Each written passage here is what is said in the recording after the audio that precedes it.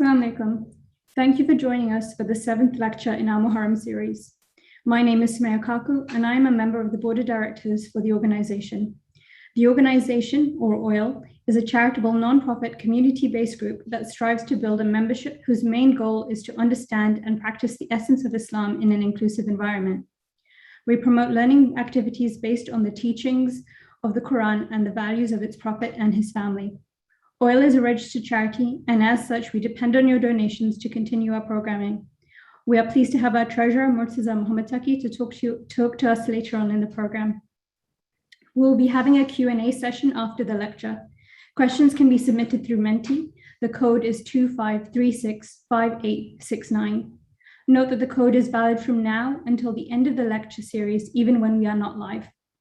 We would like to now start the program with a recitation of the Holy Quran by Saira Rizvi, followed by Noha by Nazneen Muhammad Taki.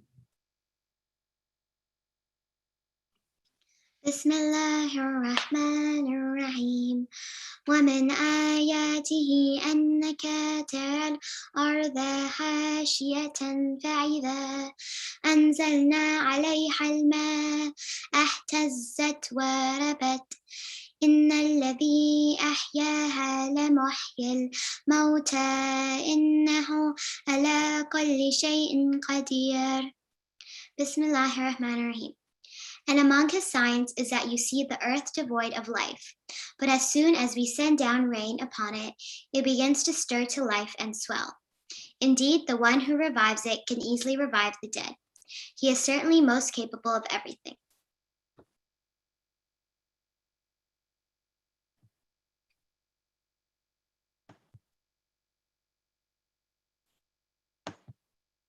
بسکائے Sakina ابو الفضل عباس بآواز بلند صلوات اللہم صلی علی محمد وآل محمد وعجل فرجہم.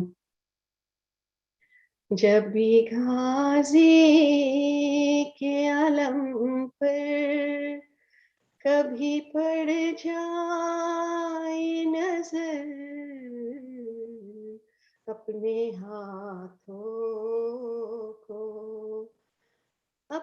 ہاتھوں کو اٹھا لو سبھی دعا کے لیے.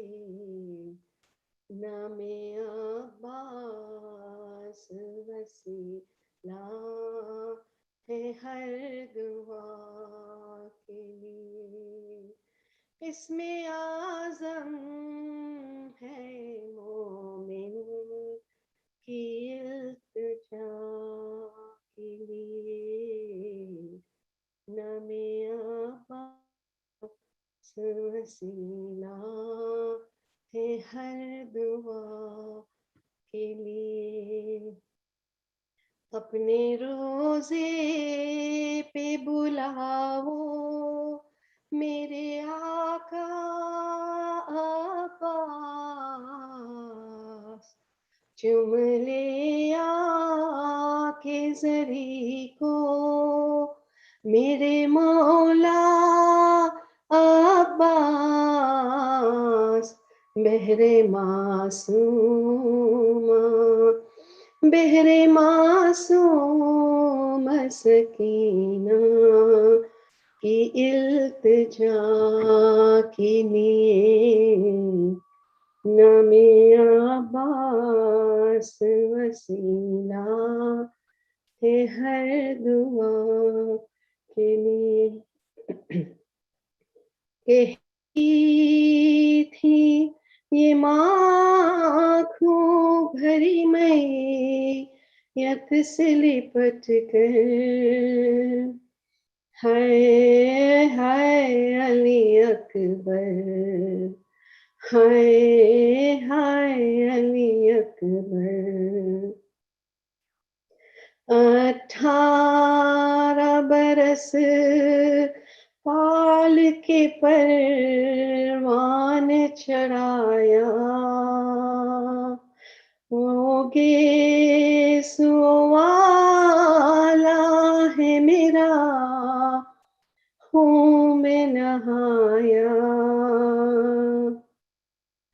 قربان ہو مادر हाय अली अकबर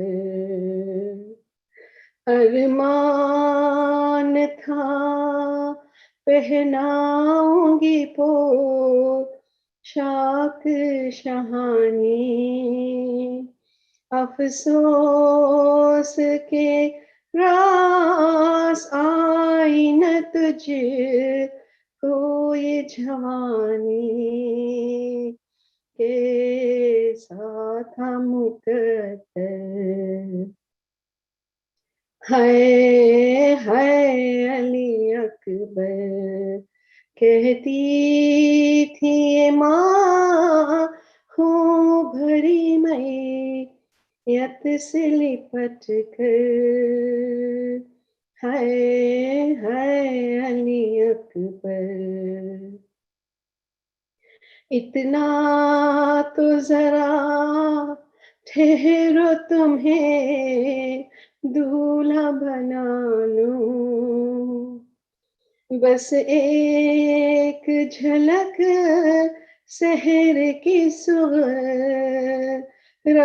को दिखा लूं बेचैन थी ख्वाहिश हाय अली अकबर कहती थी ये माँ खूब भरी मैयत से लिपट कर है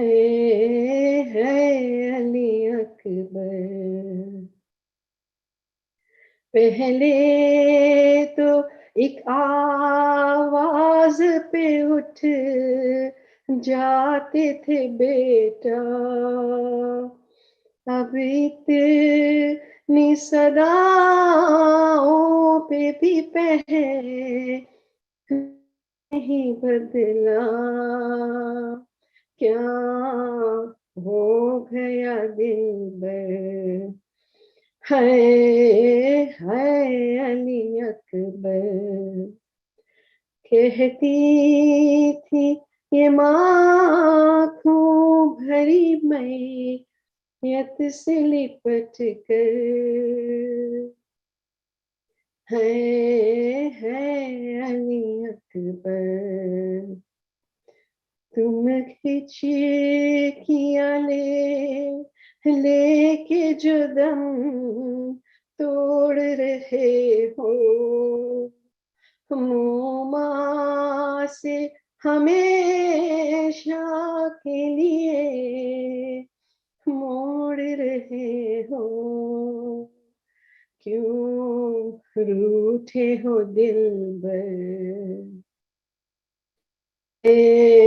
हाय अली अकबर कहती थी ये माँ खूब भरी मैयत से लिपट कर हाय अली अकबर हाय अली अकबर बर मोहम्मद व आले मोहम्मद बावाज़ बुलंद सलवात अल्लाहुम्मा सल्ली अला मुहम्मद व आले मुहम्मद व अज्जिल फरजहum.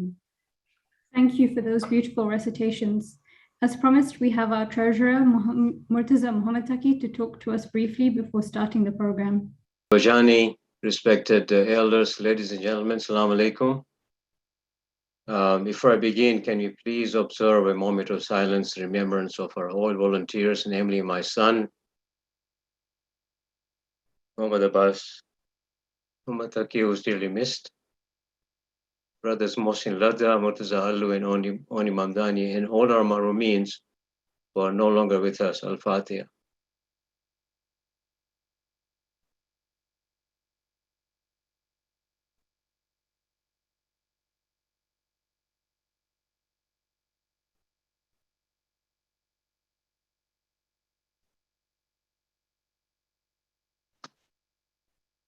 On behalf of the Board of Directors of OIL, I'd like to thank all our members and donors for your continued support and believing in the OIL ideology. The OIL board is manned by a very dedicated group of volunteers, and I'm grateful to each of our board members for their continued support and invaluable contribution. The last year and a half have been very challenging for many charitable organizations, including all.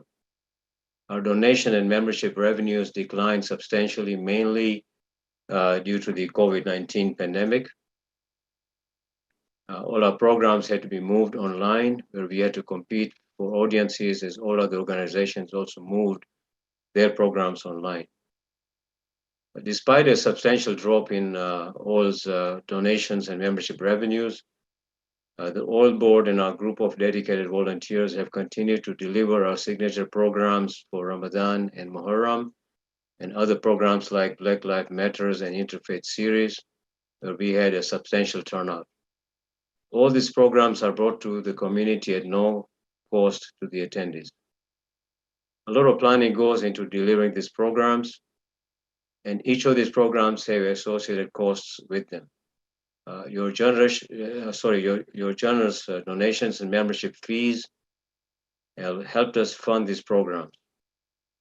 For our upcoming new year, starting with Muharram 2021, our target budget is $10,000 Canadian. So far, we've only collected 25% of our budgeted amount. So I humbly request all those in attendance and to the whole community at large to please donate generously to help us meet our target for the upcoming year. The whole community is rich, and I am confident that you all will come through in helping us meet our targeted budget. After all, the rewards are manifold when you donate in the way of God. I would like to close off by thanking all of you who have already donated to the ALL programs and the ALL membership this year through our website and via e-transfers. Charitable receipts for the amounts greater than $25 will be emailed to you in due course. I would also like to take this opportunity to thank Dr. Bhojani for the live, insightful lectures this Muharram. I hope you're all enjoying them. Please feel free to contact any of our board members should you require any further information. Wassalam. Thank you. Thank you very much.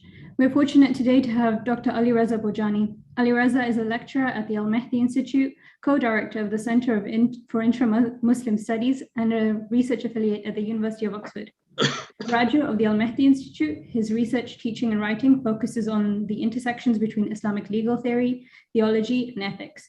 He has a PhD from Durham University, and he has held academic posts at the University of Nottingham, the University of Oxford, and the Markfield Institute of Higher Education. Please can we welcome him with a salawat.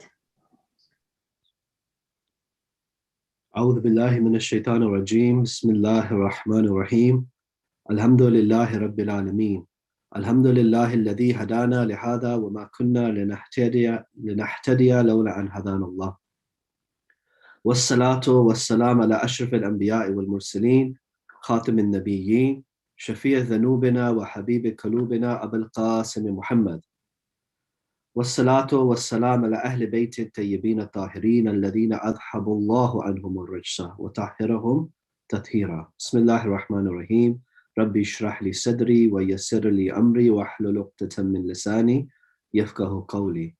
Ravi عن Hussain ibn Ali سلام الله عليه فقد دعوت إلى الإيمان والبر والصلة.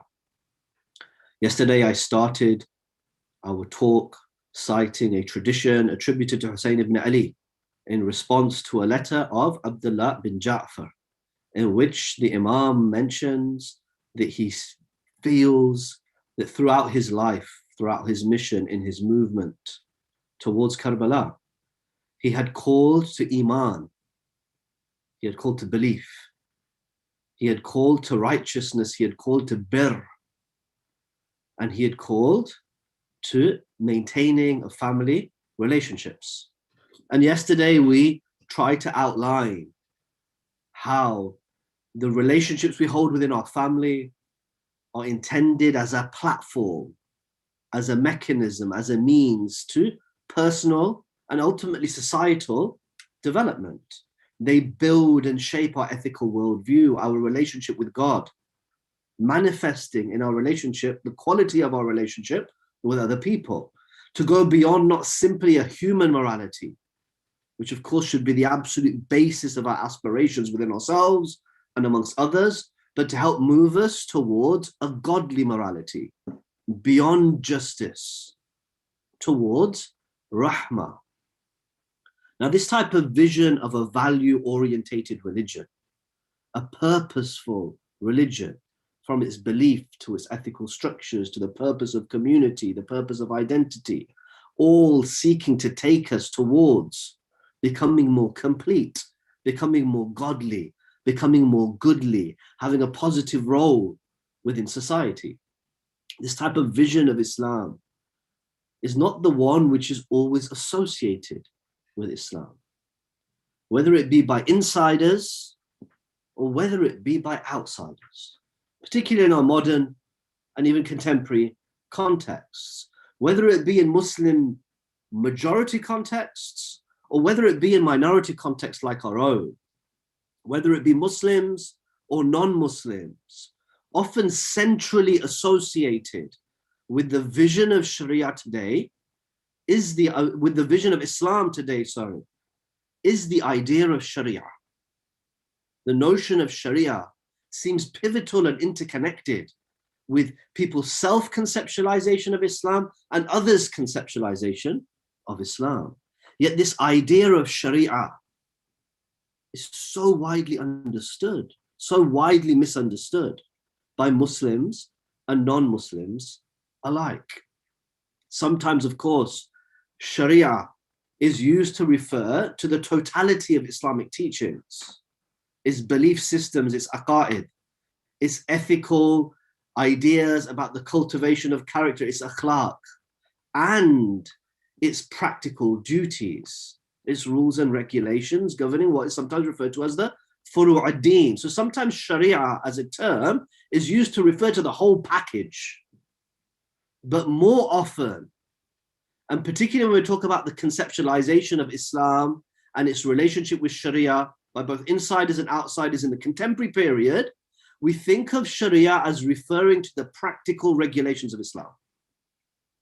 So today I want to open up this concept of Sharia, thinking about in particular its relationship to law, its relationship to reason, and its relationship to ethics and spiritual self-formation. Now, the word Sharia itself, linguistically, literally, simply comes from a word which denoted a path or a highway or an entry point. Shara'a is to intervene. And in its early Arabic context, it was like a point on the riverbank, an opening that had been cleaved out towards a water source. Simply a path. And of course, the implications are very strong and rich. A path towards water. Okay, a path towards something so essential. So something so universally essential. Okay, for humans' very existence. In the Quranic context, the word Sharia, this idea which dominates visions of Muslims' own religiosity and others' visions of Muslims' religiosity, this word Sharia appears only a single time. Allah subhanahu wa ta'ala says, وَكَذَلِكَ ثُمَّ جَعَلْنَاكَ عَلَى شَرِيعَةٍ مِنَ الْأَمْرِ. Then we placed you upon a way, a path from amongst the affairs. فَاتَّبِعْهَا, so follow it, observe it. وَلَا تَتَّبِعْ أَحْوَاءَ الَّذِينَ لَا يَعْلَمُونَ. Don't follow the desires of those who don't know. There are a number of other cases, isolated verses, where the root word of Sharia appears 2 or 3 places. But basically the term Sharia rarely appears in the Quran. What's more, the content of the Quran, which relates to the practical teachings of Islam, the do's and don'ts, the branches of religion. Okay, these number, according to jurists, experts of Sharia, in the region of 500 verses. That's approximately 1/15 of the Quran. Okay, deals with either explicitly or implicitly, okay, those body of rules which are understood to be to make up, yeah, or to relate to the Sharia. 1/15 of the Quran. So look, when we reduce Islam to Sharia, we do it a great disservice. When we see Islam exclusively through the lens of Sharia, we do it a huge disservice. And at the same time, we have to remember that it is, and it has been, an important, vibrant, deeply moral and spiritual element of Islamic ethics, this discourse of Sharia, just not the entirety of it. Of course, the technical sense of Sharia, which developed later, we see, as I've mentioned, this term Sharia is rarely used in the Quran. This dominant conception of Sharia, which now dominates the visions of many scholars of Islam, many perceptions of Islam, internal and outside. Of course, this developed later. And in its technical sense, according to jurists themselves, what is the Sharia? So the Sharia is understood as a system of precepts, as rules and regulations in the knowledge of God, or as communicated by God. Because it makes sense, for the premise of the jurists who have this vision of Sharia, that God has a view on everything. It makes sense in a theological framework. Allah subhanahu wa ta'ala is understood to be knowing. He's understood to be wise. He's understood to have a view. So surely has a view of how I should. What's the best way to greet somebody? What's the best way to treat somebody? What's the best way to approach X situation or Y situation? And the jurists seek to infer these rulings from the sources they have of Islam. So here we have to remind ourselves of a very important distinction. If Sharia is the assumption of a set of rulings or ideas in the knowledge of God, what jurists produce is distinct from that Sharia. Okay, so the idea of Sharia has to be contrasted with fiqh, where fiqh is the human scholarly effort to understand those ideas, those views in the knowledge of God from the sources of Sharia. So straight away, we have three levels here. Even very, very simplistically, you have what God's view may be about a given situation. We then have the sources of the Sharia which God has given us, or which humans believe may allow us to access God's view. And then we have the human scholarly understanding of these. This is fiqh in its technical sense. So fiqh as a scholarly endeavor, really fiqh, if we look at the history of fiqh, has been one of the associated disciplines around fiqh. This is one of the most sophisticated, intellectually vibrant disciplines that Muslims have produced. Some of the sharpest minds, most committed minds to God, okay, most those most moved by concerns of justice and devotion have worked within fiqh. And it's a product of contestation, of diversity, and of difference, because they're engaged in interpreting sources which are not absolutely clear, trying to relate them to different contexts in ever-changing situations. That effort to engage anew, okay, with these sources of Sharia, trying to aspire to finding out what would God wish for me to do in any given situation. This is what we often refer to as ijtihad. Okay, a sophisticated system of scholarly, contextual, moral reasoning designed to give clear guidance. Remember, what about the rules and regulations themselves? The stuff which these scholars are trying to infer, the ahkam, what are they? What's the nature of them?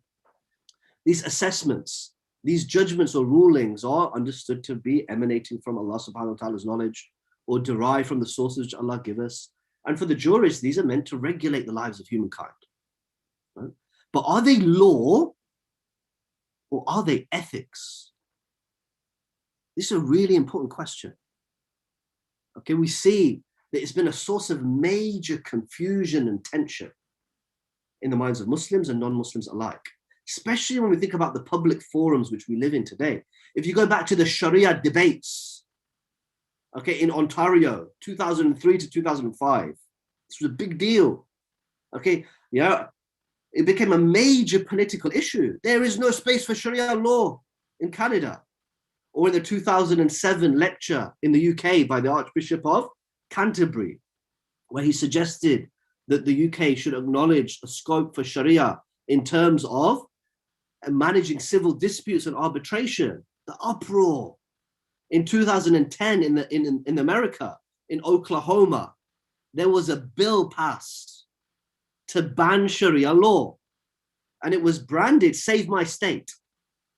Okay, although interestingly, there hadn't been a single precedent of judicial precedent of any reference, okay, to anything related to Sharia. So it's highly politicized. But look, in each case, the furore, okay, yeah, around these controversies, you know, which are still very, very important in Canada, North America, and Europe, have been related to the conceptualization of Sharia as law. It's assumed that these things it's law, and that's deeply problematic. Why? Because look, law in the modern context is understood to be something which is coercive. It has coercive force. It's something I can be held to in this world. And it's something which is established and in the hands of the state.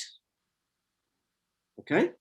Now, when we look at the nature of Sharia, Sharia seems to not be law in that modern sense.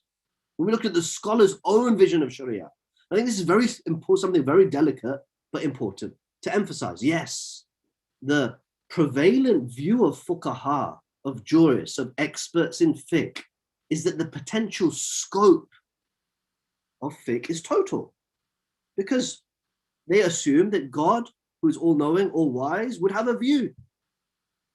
So surely I could try to infer what God's view is.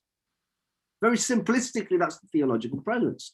Of course, the scope of these rules is not black and white, and includes everything which God may have a judgment on. You know, as those who are familiar with the typical Muslim juristic system, there is wajib, there is obligatory, and there is haram, there's prohibited, but there's also mustahab, and there's also makruh, and there's also mubah, you know, recommendation, discouragement, permissibility. Are these laws? You know, to be recommended to stand at night before the morning dawn to remember your God in prostration? Is this a law? To make it obligatory to respond to a greeting, obligatory, wajib. Wajib. This is the context of what fiqh is concerned with first and foremost. Questions of how to pray, how to prepare myself for prayer, how to fast, when to fast, what is the minimum requirement of charity. These are issues which have always dominated fiqh. And it's these devotional acts that the core of any work of fiqh is concerned with, first and foremost as a responsibility to God and no other. Yes, the theoretical scope of Sharia regulations has a portion which is potentially legal in the modern sense of the day, in the modern sense of the term, right? So how one ought to punish criminals, how to disperse the estate of someone who's passed away without heirs. These are issues which may be inferred from the sources, a view on these issues may be inferred from the sources of Sharia, undoubtedly. But these are only actually legal when they're given positive force, you know, when they're implemented, when they're signed off by a suitable worldly authority. You know, it's when a parliament, a caliph, or a sultan implements any given interpretation or understanding of these rules, that they become legal. At that point, we can ask, whose law is it now? Whose law is it? Look, interpretations, inferences of Sharia can, just as biblical ideas or Buddhist ideas or an environmentalist agenda, these can inform law, but they don't ordinarily trump law. They don't overrule law. Even in Muslim majority contexts, we see today in the modern world a clear distinction between Sharia and law. Okay, even in the vision of Sharia espoused by conservative thinkers, scholars such as Sayyid Sistani, based in Najaf. I'm going to give a case here, okay, which I have spoken about before and I use in my teaching on Islamic ethics, but very briefly. So 2 years ago, in 2019, there was a BBC documentary. BBC is the national broadcasting channel of the UK. I think something similar to your CBC or something in Canada.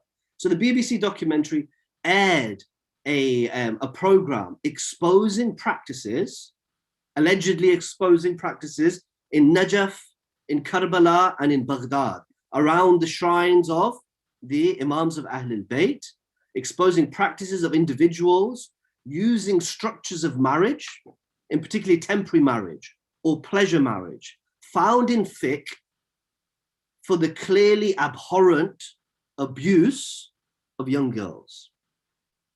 Now, the details of the case and the response is not something I want to get into here, right? But I want to look at the response which came from questions from these journalists to the office of Sayyid Sistani. Very interesting response, which didn't get the full coverage. Okay, so the response to Sayyid Sistani's office to the subsequent questions which were raised by the journalists is very insightful. Okay, so of course, he said, or his office said, that if such practices are occurring, we condemn them outright. And for the sake of time, I'm paraphrasing the response. It's available openly on the websites of Sayyid Sistani, okay? This response to the questions of the BBC journalists. But he said three very, very important things.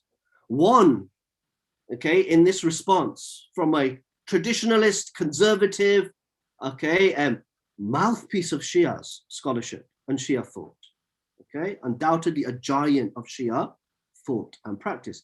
He said time and place are relevant to our understanding of religious rules. The typical age of marriage has shifted. Regulations regarding the marriage of youngsters still found in the works of fiqh. These are responses to the questions of a time and a place gone before. This is not progressive thinker speaking, this is the office of Sayyid Sistani.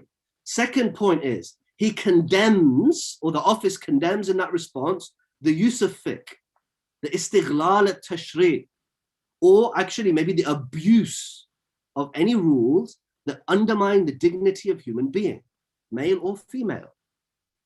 Okay, quoting from the statement of the office itself, La yajuz an yastaghilla ay tashri' dini. Says using fiqh is not permissible to use or abuse any religious legislation in a manner which is contrary to the spirit and the goals of Islam.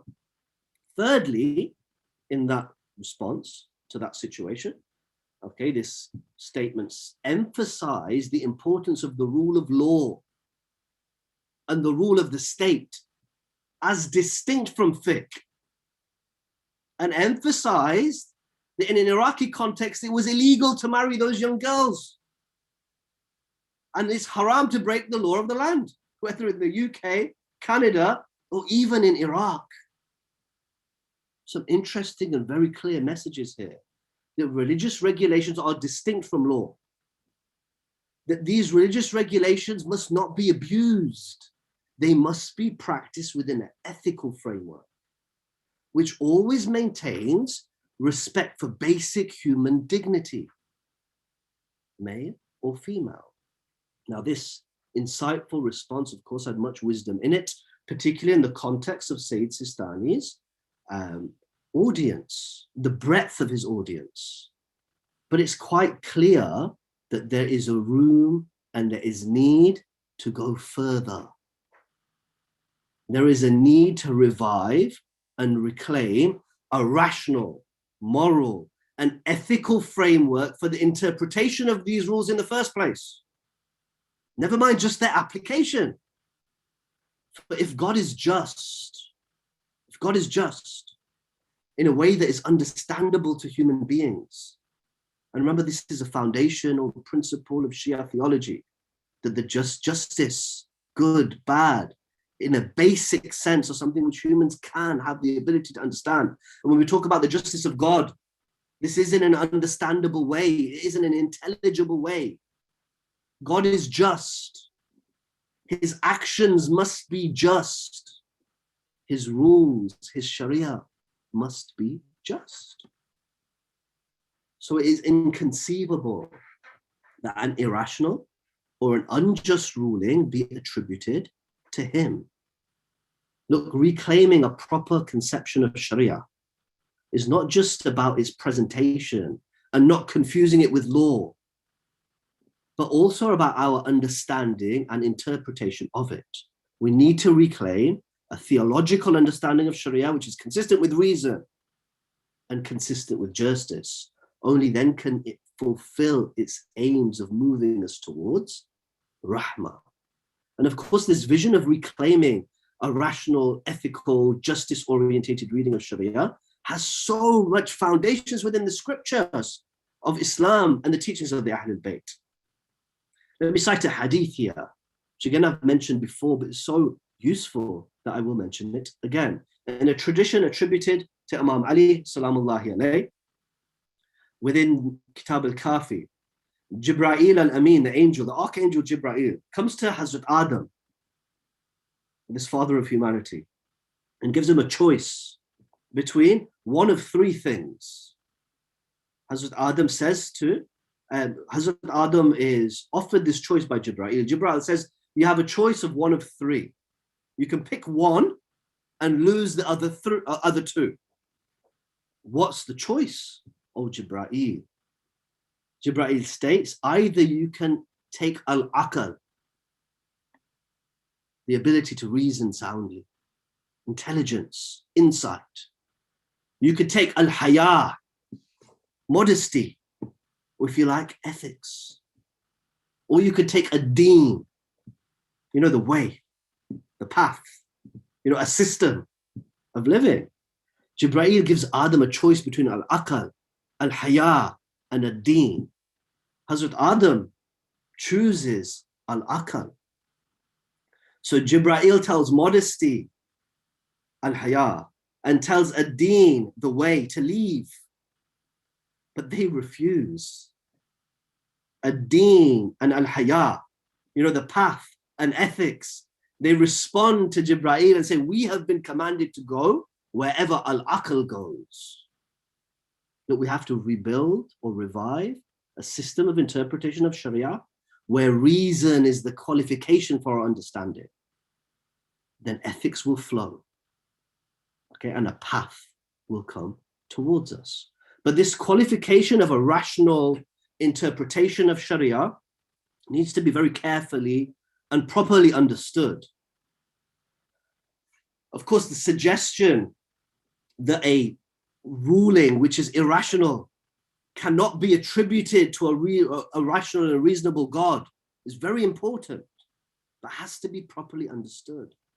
It doesn't mean that I have to understand the detailed rationale for everything to accept it. Right? For something to be rational doesn't mean I need to understand the details of every aspect of it.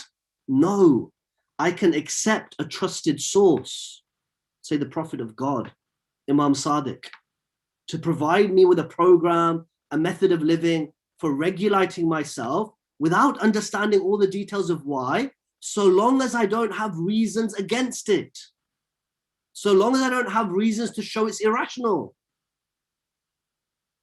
Look, if I have reasons to reject something, I can call it irrational.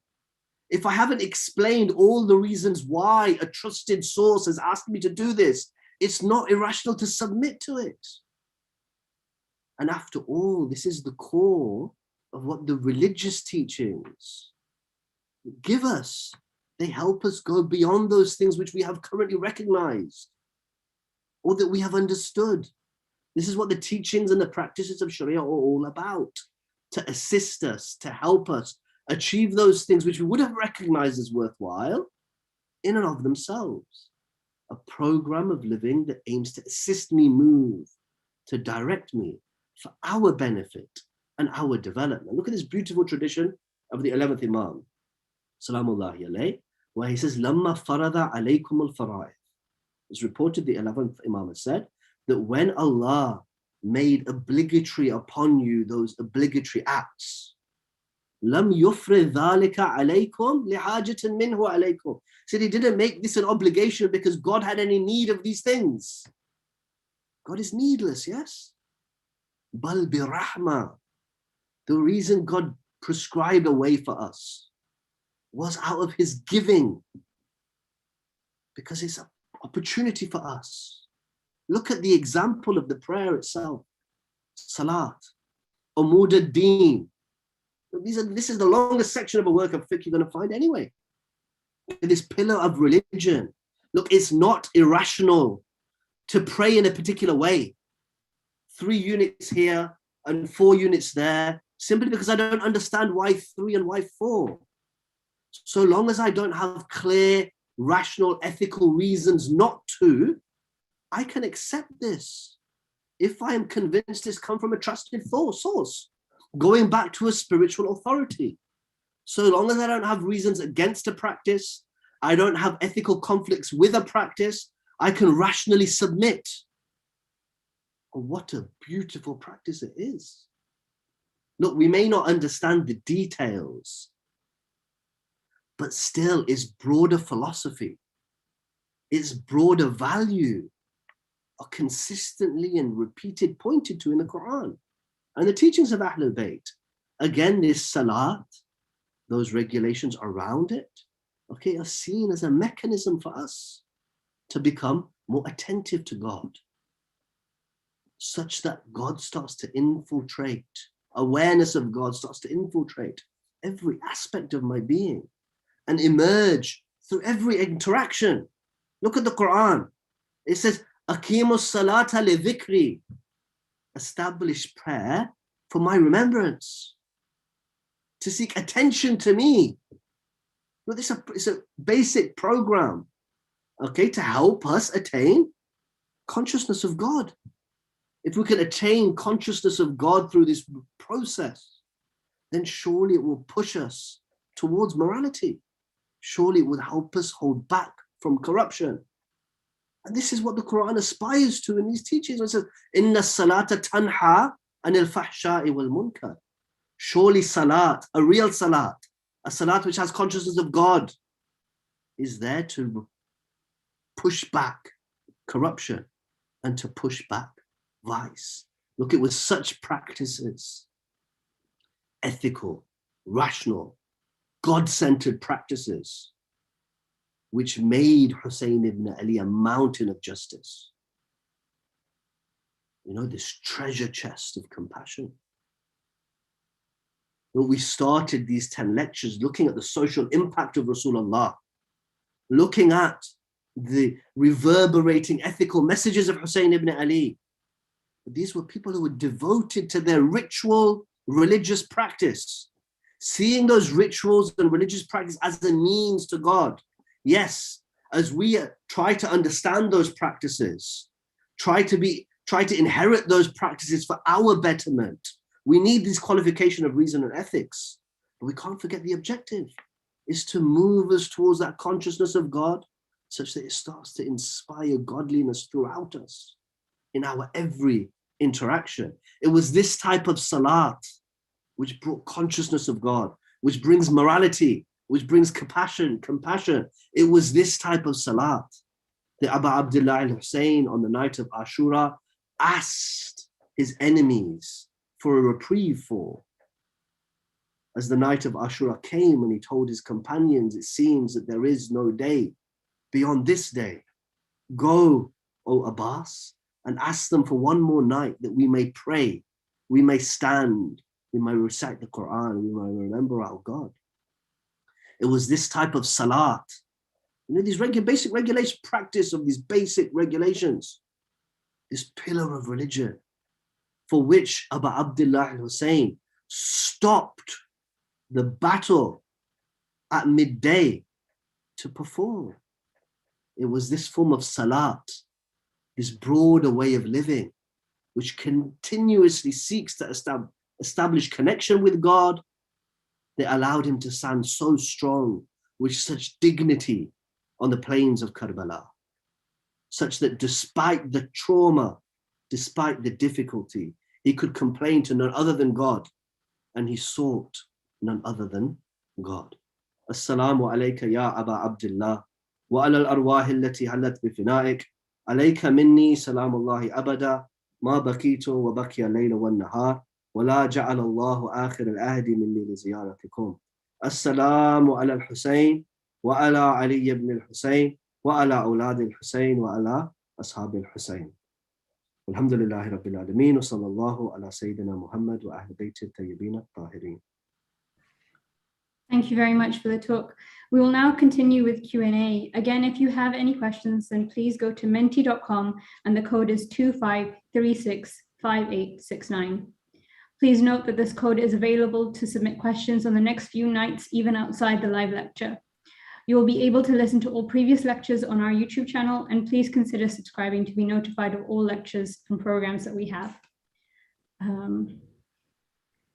So the first question we have is, thank you for the talk. If the Muslim community is to reclaim the meaning and application of Sharia, what do you think is best position? Who do you think, is best to position to lead this effort? What a wonderful question. So I think this is a personal effort, a societal effort, and a collective effort. So it's easy to say, okay, this is scholars and this is educationalists, have to reclaim this. And it's easy to say, okay, no, we need media activists to reclaim this, to better inform. Okay, but we also need people to practice. Look, first and foremost, I think it's even if we think we're looking for shifts in the, those who are producing religious opinions, the experts of Sharia, they are responding to opinion-seeking Muslims. And I firmly believe that the change comes from those living Islam on the ground. Okay, so it comes from each and every one of us. Okay, by our own, by seeking to engage, okay, with an ethical, rational relationship with our faith. From the questions that we ask, the decisions that we make as individuals on the ground. This is the way to shift a discourse. At the same time, yes, we need to invest in scholarship. We need to invest in activists. We need to, in education. Okay, so we need to create an environment, an art environment for such revival. But this is not something that we can push off on others.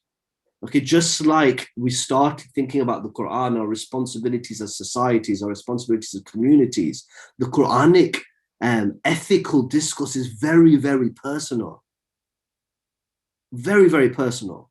Laysa lil insani illa ma sa'a. Humans have nothing except which they strive for. Alaykum anfusakum. Upon you is your own self. Yeah, so we have to reclaim such a reading ourselves. We have to aspire to such a reading. We have to call for such a reading and make efforts, to be imbibed by that Quranic, godly vision of Islam and the teachings of the Ahlul Bayt and seek to live those. And with that, we will see changes. Thank you. If Sharia is only a small percentage of the Quran or Islam, why is it infinitely more emphasized? Is there a misunderstanding of what Islam is or what the word means? So why has the discourse of Sharia become so emphasized in Islam is a very, very important question. So, of course, when we're talking about Sharia now, we're talking about the technical sense as is understood in the contemporary period. There's discourse around the rules and regulations of Islam.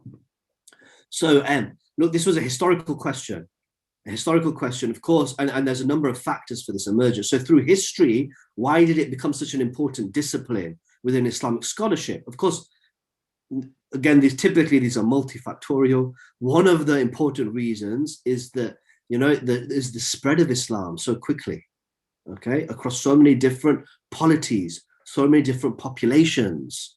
Fiqh became, and juristic discourse became really important for order, okay, and a level of uniformity, all right, across Muslim lands very, very quickly. So partly there was, there was an element, if you like, state building involved, okay, historically, and also, there's also this deep commitment. There are also deep theological reasons. Look, there's a deep commitment by fuqaha generally. Often fuqaha, jurists, they can get a bad press very easily. But these are people who have dedicated their life to try and understand, what does God want from me? Okay, what does God want from us as a society? Right? So there was a real theological impetus to asking these types of questions. Okay, historical reasons why they become important. In the modern period, and contemporary period, there are other reasons why it's become arguably even more exaggerated than it had done through history for accidental reasons. So in the modern period, some of this is to do with the rise of the nation state, colonialism, and post-colonialism. Right? Actually, law, if we look at many scholars now, they're arguing that an obsession with law is a feature of Eurocentric and American thinking, where law is sovereign to everything, right? Okay, law is sovereign, law rules. Okay, so when Muslims emerge from a post-colonial context, we've got our own law. We've got our own law. It's Sharia. How do we respond to our, our degradation or economic problems, being downtrodden? We need to revive our law. Our law is Sharia. Our constitution is Sharia. Okay, became a legal reading of Sharia. Okay, which of course is deeply problematic. Look, you see, even to give a practical example, a simple example, when we look at the Recitation al-Amaliyah, okay, so these handbooks which Maraja Mujtahids produce, okay, with listing ahkam. So you see the most influential Arabic handbooks which are out there, okay, based on a model by Sayyid Muhsin al-Hakim, built on by Ayatollah Khoui, and now Sayyid Sistani has a version. It's titled Minhaj al-Salihin. Okay, so those Arabs amongst us who are listening will understand straight away. This means the way of the righteous. Okay, the famous English title of such handbooks is, I feel like I'm in an interactive class here, I'm asking questions, okay? But the most prevalent English translation available of a Risala Amaliyah is titled Islamic Laws. Right, this is a big problem. So look, it's something we've bought as well. The users bought, and it's leading to confusion. Okay, so part of the emphasis of law, the importance of Sharia discourse within Muslim tradition is historical. Okay, part of it is very, very contemporary in response to colonialism. Thank you. The next question is, with all that is happening in the global Muslim community, Afghanistan, Yemen, Syria, Iraq, China, Kashmir, Palestine, etc., how can we build some optimism that we'll ever see meaningful unifying change in our lifetime? Yes, so I think that optimism is something, there's a balance, even if we think of Islamic ethical spiritual discourse, when we think of Islamic ethical spiritual discourse, an important concept is having a balance between hope and fear. Okay, to have a balance between hope and fear.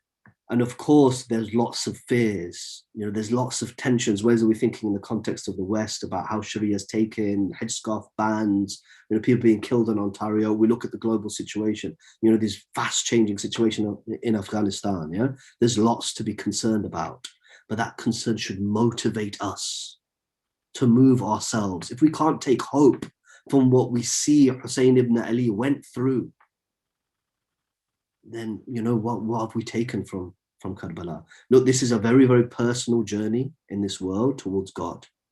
Okay, these difficulties really are opportunities for us. Okay, and when we look at the Quranic, even just the Quranic discourse in terms of this balance between hope and fear, we see the overwhelming disposition of God is one of Rahmah.